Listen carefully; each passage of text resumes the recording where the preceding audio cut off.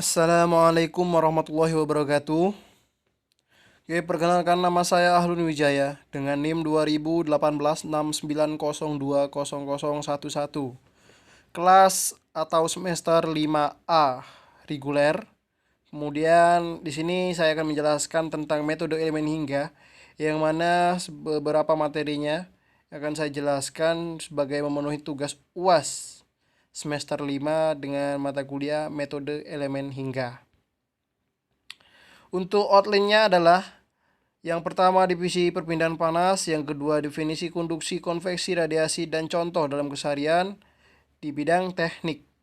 Kemudian yang terakhir yaitu panas konduksi.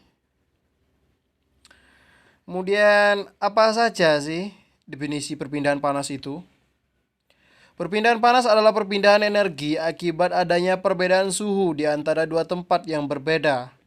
Bahasan utama dalam perpindahan panas ialah cara energi di dalam panas dapat berpindah tempat dan laju perpindahannya dalam kondisi tertentu.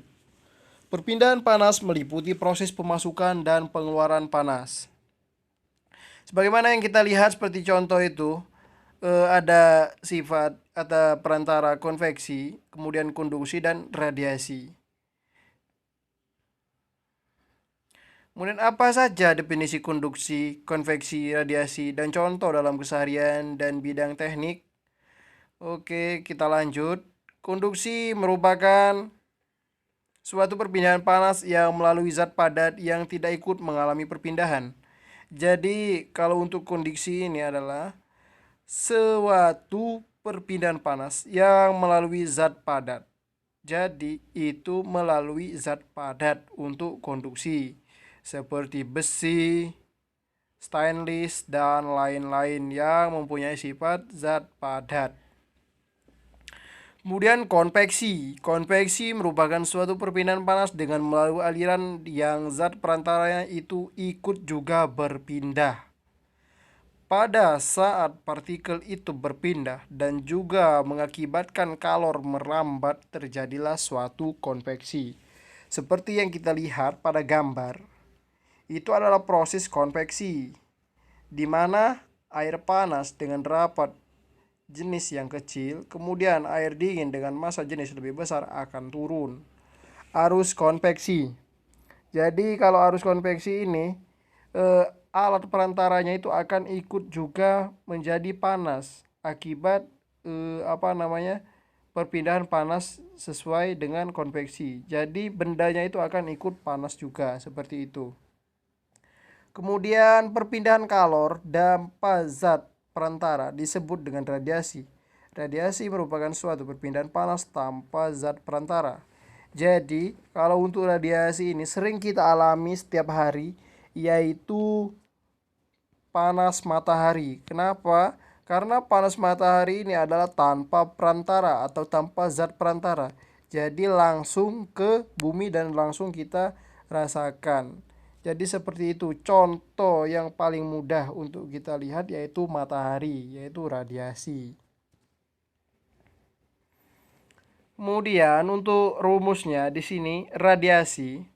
Radiasi P sama dengan IK AT 44. P sama dengan daya yang diradiasikan watt. Kemudian emisi suatu benda. Konstanta Stefan, luas suatu benda yang memancarkan radiasi, dan T suhu mutlak. Jadi ini ada contoh soalnya. Kemudian sebuah bola tembaga memiliki luas 20 cm, selanjutnya dipanaskan sampai berpijar pada suhu 120 derajat.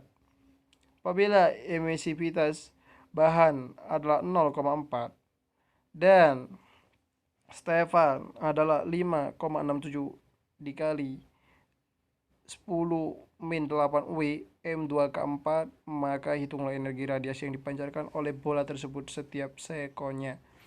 Dengan penyelesaian diketahui, yang mana sudah kita ketahui A, kemudian 20 cm sama dengan 2 dikali 10 min 3 meter kuadrat, kemudian T 120 plus 273 sama dengan 400 K, E 0,4, 5, dan Q adalah 5,67 dikali 10 min 8 W M2 ke 4. Dan akhirnya sudah tertemu bahwasanya hasil akhir sebagaimana yang dijawab itu bahwasanya P adalah 1,61123 W atau sama dengan 1,2 W.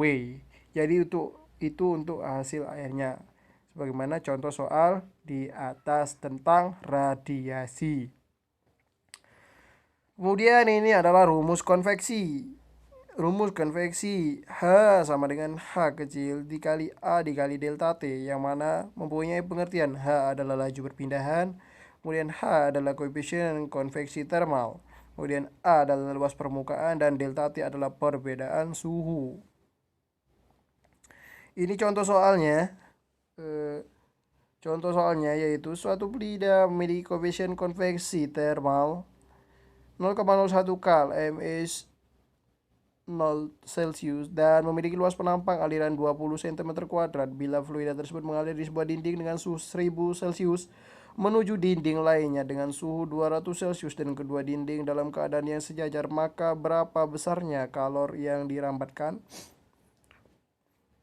Tentu saja yang sudah kita ketahui yaitu H sama dengan 0,01 kal per ms 0 Celsius.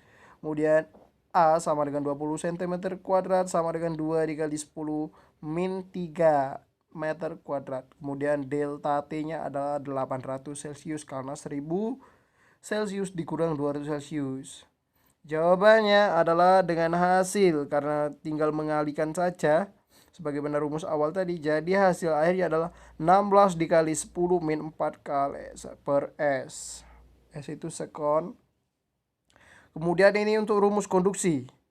Q delta T sama dengan H sama dengan K dikali A, yang mana mempunyai pengertian H jumlah kalor merambat setiap detik, kemudian K koefisien konduksi termal, kemudian A luas penampang pada batang, kemudian L panjang pada batang, kemudian delta T perbedaan suhu di kedua ujung batang. Dan contoh soalnya seperti ini dalam matematika. Sebuah batang logam mempunyai panjang 2 meter dan memiliki luas penampang 20 cm² dan perbedaan suhu kedua ujungnya 500 Celsius. Bila koefisien konduksi termal 0,2 kal mSOZ, tentukan jumlah kalor yang merambat per satuan luas dan per satuan waktu.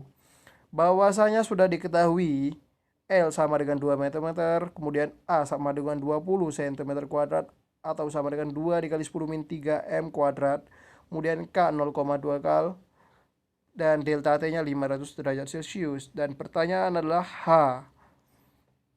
yang mana jawabannya adalah H sama dengan K dikali A dikali delta T per L. Nah, yang mana sudah pasti tinggal kita mengalihkan saja, dan hasil akhirnya adalah 0,01 kal per sekon.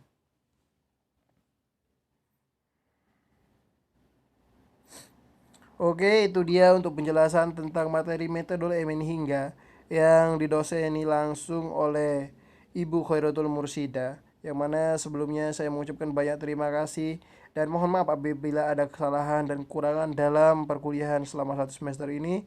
Mohon maaf atas segala kekurangan. Saya Ahlun Wijaya semester 5A mengucapkan wassalamualaikum warahmatullahi wabarakatuh.